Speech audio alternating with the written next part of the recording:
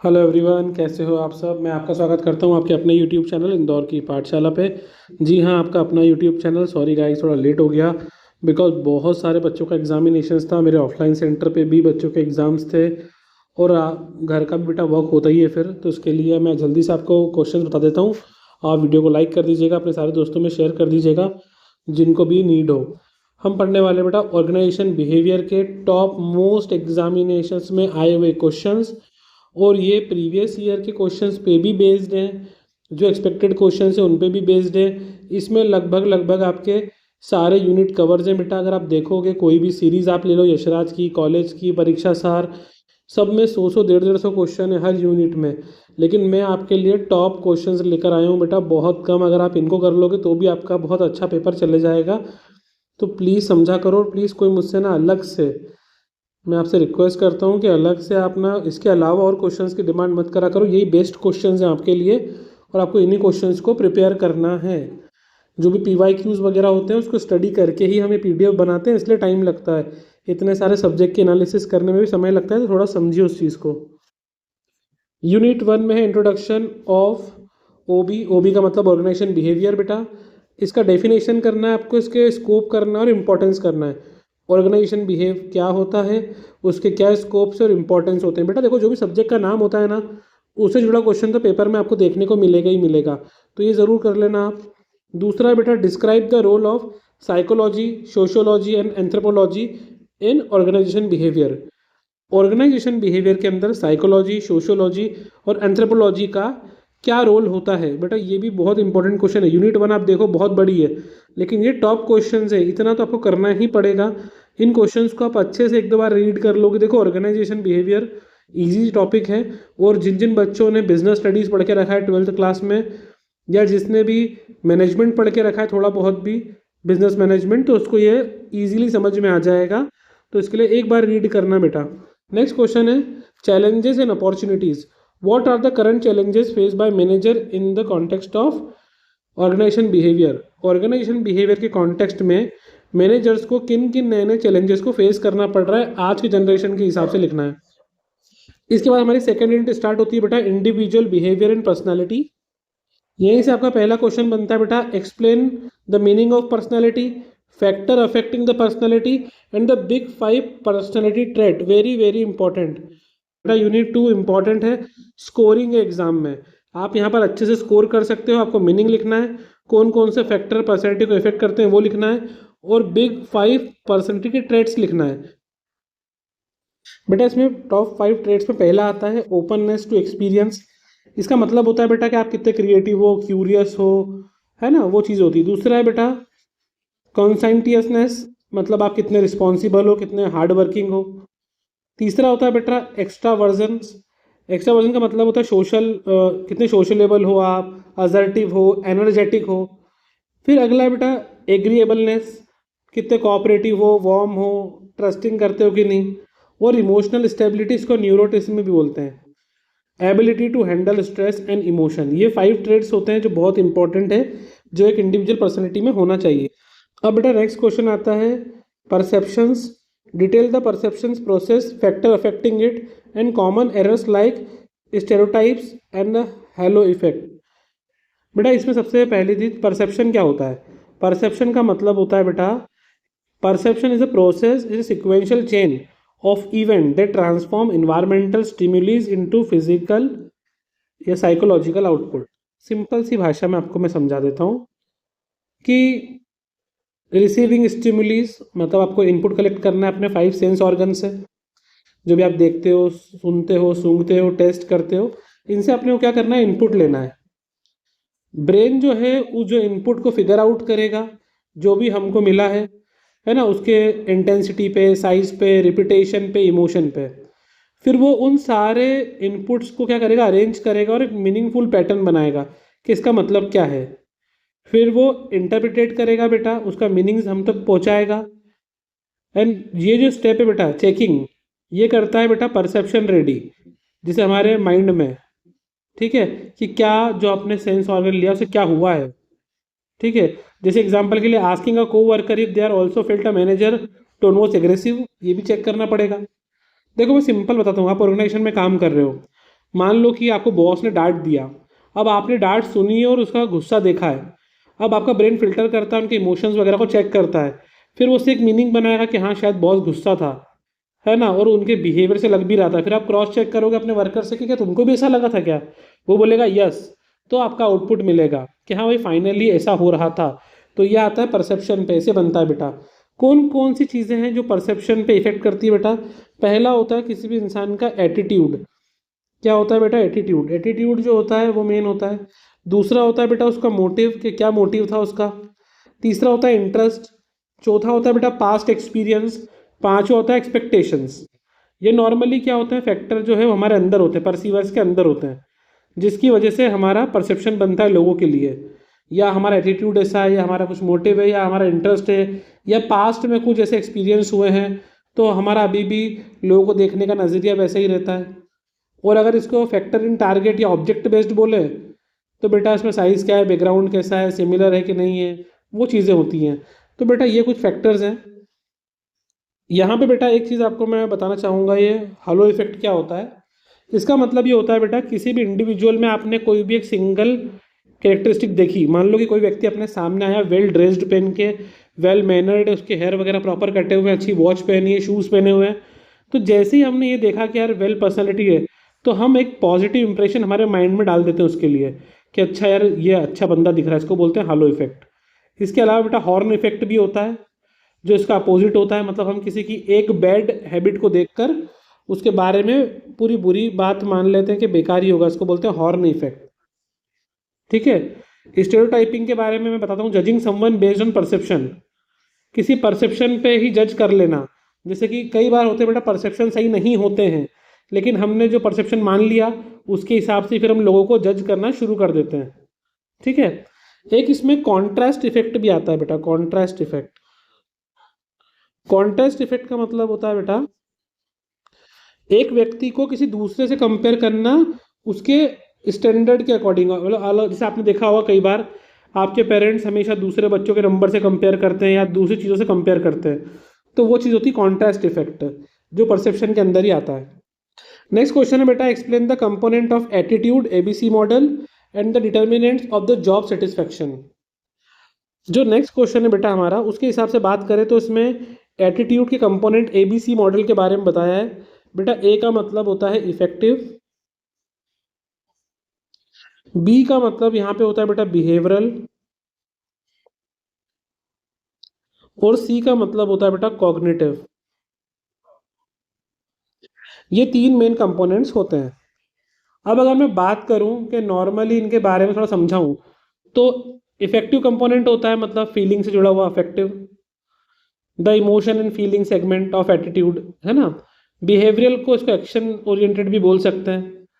और कॉग्निटिव का मतलब होता है बिलीव, जैसे कि आपका ओपिनियन क्या है, आपका नॉलेज क्या है, आपका बिलीफ क्या है, किस चीज़ में आप ट्रस्ट करते हो। एग्जाम्पल के लिए जैसे कि my supervisor never give me autonomy over my project, इस तरीके से बेटा। इसके अगर डिटर्मिनर की बात करूं ऑफ जॉब एटीट्यूड, जो आगे क्वेश्चन में पूछा है, तो बेटा ऑर्गेनाइजेशन बिहेवियर में एम्प्लॉय का एटीट्यूड कैसा रहता है वो कुछ बातों पर डिपेंड करता है। पहला तो नेचर ऑफ वर्क, कैसा काम करना है उनको। दूसरा उस काम के बदले क्या रिवॉर्ड मिल रहा है, क्या कंपनसेशन मिल रहा है। तीसरा प्रमोशन वगैरह के चांस है कि नहीं वहाँ पे। चौथा वर्किंग कंडीशन कैसी है बेटा वहाँ पे। पांचवा लीडरशिप की लाइफ, जो लीडरशिप है उसकी स्टाइल कैसी है, ऑटोक्रेटिक, डेमोक्रेटिक, लेजिस फेयर। इसके अलावा आपका को वर्कर से रिलेशन कैसा है, सोशल स्टेटस कैसा है आपकी कंपनी का, वो सब चीज़ें भी इसके अंदर ही आती है बेटा, determinant of job satisfaction. Next question कर लेते हैं, learning. Provide a belief overview of the key learning theory, classical conditioning, operant conditioning and social learning theory. बेटा आपको तीनों थ्योरीज के बारे में बताना है, थ्योरीज किसने दी थी उनके नाम लिखना है और की एस्पेक्ट्स लिखना है। देखो सारे क्वेश्चन डिस्कस करूंगा तो काफ़ी टाइम भी हो जाएगा और अभी आपको अपनी सेल्फ स्टडी भी करना होगी, तो मैं आपको इंपॉर्टेंट क्वेश्चन बता देता हूँ बेटा। और समझो आज बहुत सारी एग्जाम थी इसलिए थोड़ा जल्दी करना पड़ रहा है, तो आप एक बार देख लो। नेक्स्ट है बेटा यूनिट 3 मोटिवेशन लीडरशिप, सबसे इंपॉर्टेंट। बहुत ज़्यादा क्वेश्चन आते हैं इससे एग्जाम में। मैस्लो हिरारिकल थ्योरी, ये आपने 12th में पढ़ी है बेटा। मैस्लो ने, अब्राहम मैस्लो ने 5 टाइप्स की नीड बताई है बेटा इंसान की, 5 टाइप्स की नीड।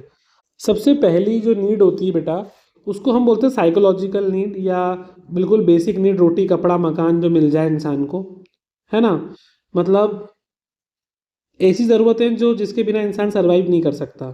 वो नीड पूरी होने के बाद आती है सेफ्टी नीड, कि इंसान जहाँ जॉब कर रहा है सुरक्षा मिले उसको, कोई जॉब से निकाले नहीं। तीसरा है बेटा लव एंड बिलोंगिंगनेस, जहाँ पे जॉब कर रहा है उसको अपनापन मिले, लोग उसको अच्छे से ट्रीट करें, फैमिली माने। चौथा है बेटा एस्टीम नीड, मतलब मान सम्मान इज्जत कॉन्फिडेंस कामयाबी मिले। और पांचवा है बेटा सेल्फ एक्चुअलाइजेशन, जहाँ उसको लगे कि भाई मैं अपना पूरा फुल पोटेंशियल यूज़ कर पा रहा हूँ अच्छे से, जहाँ पे मेरी जो क्षमता है मैं उसका बेस्ट यूज़ कर पा रहा हूँ, तो होता है सेल्फ एक्चुअलाइजेशन। तो ये 5 टाइप की नीड है बेटा। इसका सुंदर सा डायग्राम भी है ट्रायंगुलर, वो आप बना देना 5 नीड्स उस डायग्राम में लिख के, फिर उसको एक्सप्लेन करना, तो बहुत अच्छे मार्क्स मिलेंगे। यहाँ पे हमारे पास अगला है बेटा हैजबर्ग्स 2 फैक्टर थ्योरी। 2 फैक्टर थ्योरी बेटा, एक तो हाइजीन फैक्टर, एक मोटिवेटर। देखो बेटा, हाइजीन फैक्टर का मतलब सिंपल सी बात है, मतलब इसमें इन्होंने बोला कि अगर कोई जॉब कर रहा है तो वो वहाँ पे डिससेटिस्फाइड नहीं होना चाहिए। क्योंकि देखो नॉर्मली क्या होता है बेटा, कंपनी के अंदर जब हम काम करते हैं, है ना, जो भी इंसान काम कर रहा है, तो यहाँ पे हाइजीन फैक्टर का मतलब होता है डिससेटिस्फायर, सेटिस्फिकेशन है कि नहीं है वहाँ पे, जैसे कि जॉब सिक्योरिटी है कि नहीं, वर्किंग कंडीशन कैसी है, सैलरी कैसी, कंपनी की पॉलिसी कैसी है, वो इसमें आता है हाइजीन के अंदर। और मोटिवेशनल फैक्टर सेटिस्फायर के अंदर आता है, कि आपको अचीवमेंट मिल रहा है कि नहीं, पहचान मिल रही है कि नहीं, रिस्पॉन्सिबिलिटी मिल रही है कि नहीं, ग्रोथ के चांस है कि नहीं, ये सारी चीज़ें आती है उसके अंदर। तो ये आपको ध्यान रखना है बेटा। बेटा इसमें McGregor's X theory and Y theory के बारे में थोड़ा बताऊं मैं। तो 1960 के अप्रॉक्स ये थ्योरी आई थी बेटा, दो अलग अलग माइंडसेट को लेके। थ्योरी एक्स जो है वो निगेटिव माइंडसेट को दिखाती है, थ्योरी वाई जो है पॉजिटिव माइंडसेट को दिखाती है। एक्स के हिसाब से मैनेजर पहले से ही मान लेता है कि जो एम्प्लॉय है ना वो काम चोर करेगा, आलसी होगा, है ना। एम्प्लॉय जो है ना काम नहीं करना चाहते, कोई उनका एम्बिशियस नहीं है, उनको कोई डायरेक्शन नहीं है, डायरेक्शन जरूरी है उनके लिए, ये लोग सिर्फ पैसे के लिए काम करते हैं। मतलब जितनी नेगेटिव बात हम सुनते हैं वो सब इसमें आती है। वो थ्योरी जो वाई के बारे में हम बात करते हैं वो थोड़ा पॉजिटिव वे में काम करती है। अब जैसा कि मैंने आपको बताया, थ्योरी वाई जो है वो ये बोलती है कि मैनेजर के अकॉर्डिंग जो भी एम्प्लॉयज़ होते हैं ना वो काम चोर नहीं होते, बल्कि उनको सही अगर मौका मिले और उनको मोटिवेट करे तो बहुत अच्छा काम कर सकते हैं। बिल्कुल एक्स का उल्टा। वाई का मानना क्या है कि एम्प्लॉयज़ के लिए ना काम करना उतना ही नेचुरल है जितना वो काम नॉर्मली खेलते कूदते काम कर सकते हैं अच्छे से। सेल्फ कंट्रोल की ज़रूरत है उनको। अगर उनको सही जिम्मेदारी मिले, सही अकाउंटेबिलिटी मिले, सही सोच की तरफ उनको डायरेक्ट करो, तो वो काम अच्छे से कर सकते हैं, ऐसा थ्योरी वाई का मानना है। अगला बेटा leadership style autocratic democratic laissez faire. Autocratic का मतलब होता है बेटा यहाँ पे लीडर ही रूल करता है, जो लीडर बोलेगा सबको वही करना पड़ेगा। जैसे राजपाट में होता है राजा ने जो बोल दिया प्रजा को राजा की बात ही मान के काम करना पड़ेगा, तो वैसे ऑटोक्रेटिक में होता है कि जो लीडर बोलेगा सबको वही बात मानना पड़ेगी। डेमोक्रेटिक जैसे हमारे डेमोक्रेसी है, सबको वोट देने का अधिकार है, सबकी बात सुनी जाती है, वैसा ही होता है डेमोक्रेटिक, जहाँ पर मेंबर्स को भी अपनी बात रखने का अधिकार लीडर के सामने है। और लेजिस्फेयर, यहाँ पर लीडर जो है वो अपने सबॉर्डिनेट से उनको पूरी छूट देता है कि तुमको जो करना है करो, उसके अंदर लीडर कोई भी इंटरफेरेंस नहीं करता है। इंडिया में अगर मैं बात करूं, ऑटोक्रेटिक तो बिल्कुल चलता ही नहीं है, बंद हो गया। सबसे ज़्यादा डेमोक्रेटिक चलता है, लेजिस्फेयर बहुत कम, नहीं के बराबर है। डेमोक्रेटिक ही सबसे ज़्यादा पॉपुलर है। आजकल ऑटोक्रेटिक तो होता नहीं है, फिर भी हाँ बोल सकते हैं कुछ कुछ कंपनीज में अभी भी होता है जहाँ पे लीडर अपनी कमांड चलाते हैं। इसके बाद आप चाहो तो एक बार पढ़ लेना मैनेजर वर्सेस लीडर में डिफरेंस, है ना। ये आसान क्वेश्चन है वैसे। मैं आपको इसका डिफरेंस समझा देता हूँ छोटा सा। मैनेजर जो होते हैं ना बेटा वो टारगेट और काम को सही से पूरा करने में एफर्ट लगाते हैं, पर लीडर जो होता है ना वो लोगों को आगे बढ़ाना है और उनमें बदलाव लाने की कोशिश करता है। लीडर जो है नॉर्मली थ्योरी एक्स की तरफ जाते हैं बेटा, मैनेजर सॉरी, लीडर जो है वो थ्योरी वाई की तरफ जाते हैं। जो मैनेजर्स होते हैं बेटा जनरली उनका डेजिग्नेशन पोस्ट वगैरह कंपनी उनको देती है, और लीडर्स जो हैं कई बार ये उनकी पर्सनैलिटी और बिहेवियर और जो लोग उनकी इज्जत करते हैं उसके हिसाब से लीडर चूज होता है बेटा। मैनेजर जो होता है बेटा वो प्लान बनाता है, बजट बनाता है, ऑर्गेनाइजेशन के लिए काम करता है, मतलब हेल्प करता है उस चीज़ों में। और लीडर क्या करता है बेटा, नया विज़न दिखाता है, नया आइडिया लेकर आता है, आगे बढ़ाने का काम करता है ना। आपने नॉर्मली देखा होगा मैनेजर का काम होता है डू थिंग्स राइट, है ना, और लीडर का काम होता है do the right things. Hindi में बोलूँ अगर मैं, तो काम को सही तरीके से करो ये हमको मैनेजर बोलता है, और लीडर बोलता है सही काम को करो। ये बेसिक डिफरेंस है लीडर और मैनेजर में। नेक्स्ट क्वेश्चन है यूनिट 4 से group dynamics and conflict management. Explain the Tuckman's 5 stage model: forming, storming, norming, performing और एडजर्निंग। अब बता, जो टकमैन मॉडल है, नॉर्मली ये क्या होता है, जब भी कोई नया ग्रुप बनता है, कोई नई टीम बनती है, तो उनको साथ में काम करना कैसे उस तरीके को समझाता है ना। तो फेमस साइकोलॉजिस्ट टकमैन, उन्होंने बताया है कि टीम को कामयाब होने के लिए 5 स्टेज चाहिए। पहली, फॉर्मिंग। क्या होता है बेटा, टीम बनाने के लिए पहले मिलना ज़रूरी होता है, अलग अलग लोग होते हैं, आके मिलते हैं। पहले तो अलग अलग होते हैं, है ना, मिलते हैं, साथ में बैठते हैं, बात करते हैं। जैसे कि आप कॉलेज में फ्रेंड्स पहली बार मिलते हो, तो पहले मिलना पड़ता है ना, मिलना पड़ता है, साथ में बैठना उठना पड़ता है, तो उसका मतलब होता है फॉर्मिंग। दूसरा इसका होता है स्टॉर्मिंग। कहीं ना कहीं जब काम शुरू होता है, तो अलग अलग लोगों के अलग अलग थॉट होते हैं, उनके बीच में ईगो आ जाता है, कभी कलेश हो रहा है, कभी बहस हो रही है, कभी लड़ाई हो रही है, जैसा हमारे फ्रेंड्स में भी होता है। फॉर्मिंग के बाद, सॉरी, फॉर्मिंग, स्टॉर्मिंग के बाद नॉर्मिंग। नॉर्मिंग का मतलब क्या होता है बेटा, जब हम साथ में बैठते हैं, देखते हैं, तो फिर हमको लगता है कि हाँ यार, जो भी हमारी प्रॉब्लम्स थी वो दूर हो रही है, और हम एक अच्छे फ्रेंड बनने की तरफ आगे बढ़ते हैं। तो नॉर्मिंग मतलब हम तालमेल बिठाते हैं, रूल सेट कर लेते हैं कि देखो कोई किसी को ऐसा नहीं बोलेगा, हम साथ में रहेंगे, मिल के काम करना है हमको। फिर हम करते हैं बेटा परफॉर्मिंग। जब हम साथ में ग्रुप बन जाता है हमारा, तो फिर हम क्या करते हैं बेटा, हमारा लीडर सेट करते हैं, और हम काम को एनर्जेटिक वे से करना स्टार्ट करते हैं। और जैसे ही हमारा काम पूरा हो गया, सब डन हो गया, तो फिर बेटा एडजर्निंग, मतलब गोल पूरा हो गया, टीम टूट जाती, सब लोग अलग अलग हो जाते हैं। नॉर्मली ऐसे ही होता है ना बेटा, जैसे भी आपने देखा होगा, बहुत कम बच्चों के बचपन के फ्रेंड साथ में रहते हैं, अधिकतर छूट ही जाते हैं कहीं ना कहीं। और ख़ास करके ये जो ग्रुप वाले होते हैं, जो मतलब वाले फ्रेंड्स होते हैं, उनका तो थोड़ा अलग काम है, हर किसी का नहीं होता बेटा, पर ये समझाने का तरीका है, समझा दिया मैंने आपको। अगला क्वेश्चन है बेटा आपके सामने, what are the steps to build an effective team. एक अच्छी टीम बनाने के लिए किन किन बातों का ध्यान रखना चाहिए। सबसे पहली चीज़ तो इफेक्टिव टीम बनाने के लिए क्लियर गोल होना चाहिए, है ना। गोल सेट करो आप कि भाई, सबको उनके गोल बता दो कि भैया हमारा गोल ये है, और हर मेंबर को गोल पता होना चाहिए। दूसरी बात बेटा, सही लोग को चूज़ करना है अपने को अपनी टीम में, कि सबके पास मिक्स स्किल होना चाहिए, थिंकर होना चाहिए, डूअर होना चाहिए, कम्युनिकेशन स्किल वगैरह, टीम वर्क होना चाहिए। अगर आपस में कन्फ्लिक्ट हो रहा है, तो उनको मैनेज करो साथ में, जो स्टॉर्मिंग वाली स्टेज ऊपर वाली, ये कोई भी प्रॉब्लम आ रही, कन्फ्लिक्ट हो रहे हैं, देखो काम करेंगे तो टीम में भी इश्यूज आते हैं, लेकिन उनको सही कैसे करें। इसके अलावा रूल वगैरह बना दे बेटा, ताकि उस रूल को सब लोग फॉलो करें। ट्रस्ट डेवलप करें कि हम एक टीम है, टीम के रूप में काम कर रहे हैं। और थ्योरी वाई का यूज़ करें। वाई मतलब कि ट्रस्ट करें कि वो लोग अच्छा काम करेंगे, और फिर उसके बाद उनको अप्रिशिएट करें, फीडबैक वगैरह दें। ये होता है इफेक्टिव टीम के लिए स्टेप्स। गाइस, जो मैं बोल रहा हूँ इसको सुन के आप कॉपी में नोट कर लो, पॉज करके एक बार पीछे जाके फिर नोट कर सकते हो। अगर आप ये देख लोगे, कुछ भी एक्स्ट्रा मुझे नहीं लगता पढ़ना पड़ेगा। बेटा यहाँ पर आपको देखना है बेटा, टाइप्स ऑफ कन्फ्लिक्ट, एक होता है फंक्शनल, एक होता है डिसफंक्शनल। देखो, कन्फ्लिक्ट जो सुनते हैं तो हमारे माइंड में थोड़ा नेगेटिव वे में ही आता है, लेकिन बेटा कुछ कुछ कन्फ्लिक्ट अच्छे भी होते हैं, जिसको हम बोलते हैं फंक्शनल कन्फ्लिक्ट। नॉर्मली ये वो टकराव होता है जो टीम में गोल को पूरा करने के लिए होता है, कि मैं करूँगा पहले काम। लोग आपस में कंपटीशन नहीं करते कि मैं पहले करूँगा, क्रिएटिव आइडियाज़ लेके आते हैं, अपने अपने थॉट्स लेकर आते हैं कि नहीं, इसको इस तरीके से भी कर सकते हैं, इस तरीके से भी कर सकते हैं। तो उनमें टकराव तो होता है, पर वो पॉजिटिव वे में होता है। वही डिसफंक्शनल में क्या होता है बेटा, ये निगेटिव होता है, जो टाइम वेस्ट होना, ईगो आ जाना, क्लेश करना, जेलेसी, पॉलिटिक्स लगा देना बीच में, अच्छे काम के बीच में, तो वो होता है बेटा डिसफंक्शनल। तो ये फंक्शनल्स, सॉरी, ये कन्फ्लिक्ट्स, फंक्शनल वाला पॉजिटिव होता है, डिसफंक्शनल वाला निगेटिव होता है। ठीक है बेटा। अब इसको रिजॉल्व कैसे करें, इसके लिए थॉमस और किलमैन मॉडल है बेटा। कौन सा मॉडल है? थॉमस किलमैन मॉडल, है ना। सबसे पहले तो बेटा इसमें आपको 5 स्ट्रेटेजी फॉलो करना है। सबसे पहले, I win you lose, forceful वाला काम जो होता है, जिसे कोशिश करो बेटा कि अगर हम कन्फ्लिक्ट को रिजॉल्व करने की कोशिश कर रहे हैं, तो हमको फालतू में अपने आप को ऊपर रखने की कोई ज़रूरत नहीं है। टीम जो है ना, उसमें कोलेब्रेशन होना चाहिए, कि आई विन यू विन, ना कि आई विन यू लूज वाला काम नहीं होना चाहिए।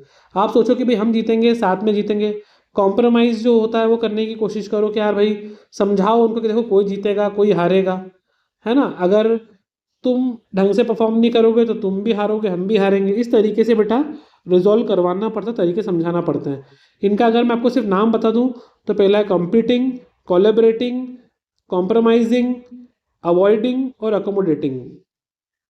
Next question, define the organisation politics, explain how handle them effectively. बेटा ऑर्गेनाइजेशन हो चाहे कहीं भी, पॉलिटिक्स हर जगह होती है, उसको हैंडल कैसे करना है वो बताना है यहाँ पे। देखो बेटा पॉलिटिक्स जहाँ पे भी मतलब आ जाता है, आप समझते हो उसका मतलब क्या होता है। नॉर्मली ऑर्गेनाइजेशन पॉलिटिक्स का मतलब ये होता है कि ऑर्गेनाइजेशन या ऑफिस में जहाँ आप जॉब करते हो वहाँ पे पावर पाने के लिए, स्टेटस पाने के लिए या अपना पर्सनल गेन करने के लिए लोग क्या करते हैं, अपना नेटवर्क बनाते हैं और फिर उस नेटवर्क का फ़ायदा उठा के दूसरों को डोमिनेट करते हैं और अपना दबदबा बनाने की कोशिश करते हैं।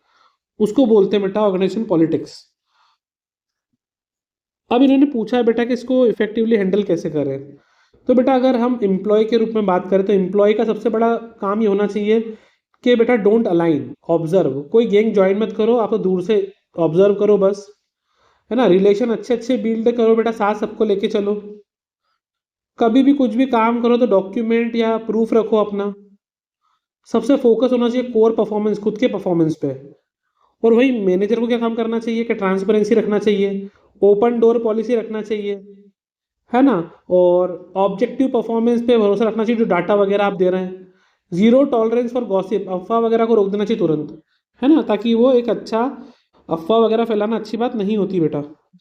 अब आ गए गाइस यूनिट 5 पे, organisational culture and Indian ethos. Define the organisation culture, explain its importance in organisation. अब यहाँ पे मैं आपको बताऊँ तो ऑर्गेनाइजेशन कल्चर का मतलब होता है कोई भी कंपनी के अंदर का माहौल, कौन से नियम हैं, उनकी सोच क्या है, जो वहाँ पे एम्प्लॉय उठते बैठते हैं उनके बात करने का तरीका क्या है, काम करने का तरीका क्या है। मतलब एक तरीके से जिस कंपनी में हम काम कर रहे हैं उनकी पर्सनैलिटी कैसी है, रूल बुक्स कैसी है उनकी, है ना, वो चीज़ों को बोलते हैं वहाँ का कल्चर। और ये इंपॉर्टेंस क्यों है बेटा, पहला सबसे ज़रूरी बात है एम्प्लॉय रिटेंशन, है ना। एम्प्लॉय रिटेंशन मतलब अगर आपका इन्वायरमेंट अच्छा है तो एम्प्लॉय कभी जॉब छोड़ के जाएंगे नहीं, पॉजिटिव रहेंगे। दूसरा हाई मोटिवेशन, हमेशा मोटिवेटेड रहेंगे और परफॉर्म अच्छा करेंगे। तीसरा यूनिक आइडेंटिटी, आपकी कंपनी की अपनी पहचान बनेगी। चौथा है बेटा इजी कन्फ्लिक्ट रिजोल्यूशन, सारी कन्फ्लिक्ट्स को आप दूर कर सकते हो।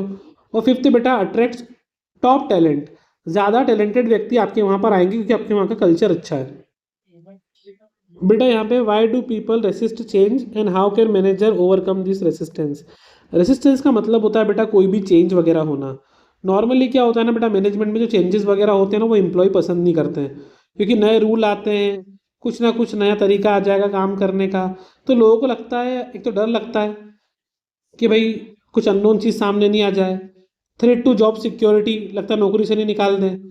फियर ऑफ फेल्यूर, कई बार लगता है कि नई चीज़ आ रही तो हम फेल तो नहीं हो जाएंगे। चौथा लेक ऑफ ट्रस्ट, हमको लगता है पता नहीं क्या होगा आगे चल के। और बहुत प्रेशर होता है, पीयर प्रेशर, कि भाई हमसे आगे दूसरे लोग ना निकल जाएं। तो मैनेजर को इसको ओवरकम करने के लिए सबसे पहले तो कम्युनिकेशन बढ़ाना चाहिए बेटा, थ्योरी वाई वाला स्टाइल। कम्युनिकेशन बढ़ाओ, है ना, उनको भी पार्टिसिपेट करने का मौका दो, इन्वॉल्व होने का मौका दो। उनकी proper training in support system चालू करो। उनको फैसिलिटेशन वगैरह का रास्ता दो, अगर मान लो मुश्किल हो में तो उनको आसान करो। और छोटी मोटी जीत भी अगर उनको मिल रही है तो सेलिब्रेट करो, ताकि वो खुश रहें, अच्छे से रहें और बेहतरीन काम करें आपके साथ। नेक्स्ट क्वेश्चन है बेटा एक्सप्लेन द गुण थ्योरी, सत्व राजस और तामस, और मैनेजमेंट में इसका क्या यूज़ है। बेटा इंडियन इथोस इंपॉर्टेंट टॉपिक है, एग्जाम में आ सकता है, या मैं बोलूँगा कि आएगा ही आएगा। बेटा के गुणा का मतलब होता है क्वालिटी ऑफ एट्रीब्यूट्स, क्वालिटी या एट्रीब्यूट्स होता है गुणा का मतलब। तो ऑर्गेनाइजेशन बिहेवियर या ह्यूमन रिसोर्सेज में ये बहुत इंपॉर्टेंट माना जाता है बेटा।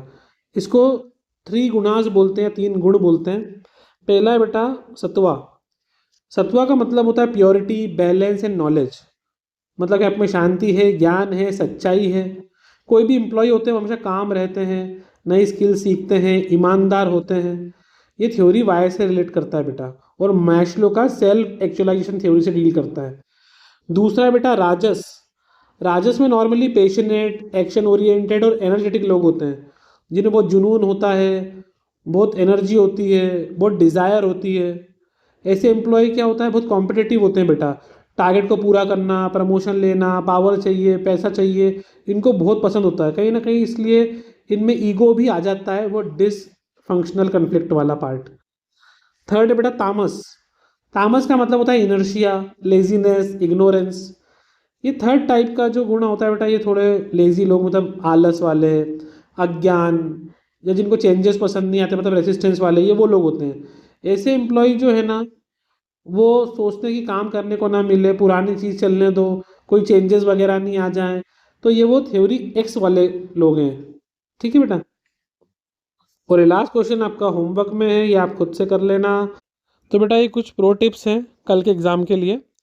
यूनिट 2 और यूनिट 3 पे थोड़ा ज़्यादा फोकस करना है आपको।